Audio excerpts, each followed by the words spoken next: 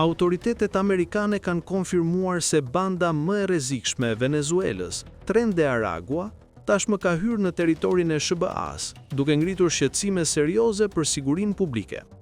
E njohur për vrasje, trafik droge, prostitucion dhe zhvatje në Amerikën Latine, kjo organizatë kriminale po zgjeron aktivitetin edhe në komunitetet e emigrantëve venezuelian në Florida dhe shtete të tjera. Sipas FBI-s dhe doganës amerikane, 10 anëtar të dyshuar të bandës janë arrestuar gjatë përpjekjes për të hyrë ilegalisht në SBA në vitin e fundit. Autoritetet theksojnë se grupi, me origjinë nga burgu famkeq i Araguas në Venezuelë, është i strukturuar dhe tepër i dhunshëm. Raste të lidhura me anëtarët e tij janë raportuar tashmë në Georgia, Florida dhe New York, ku një 19 vjeçar i lidhur me bandën qelloi mbi 2 policë.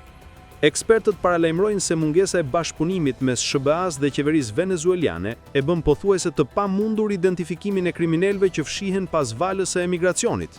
Zyrtarët amerikanë thonë se veprimi i menjëhershëm është i domosdoshëm për të parandaluar që Tren de Aragua të shndrohet në të njëjtin kërcënim shkatrues që është sot në Amerikën Latine.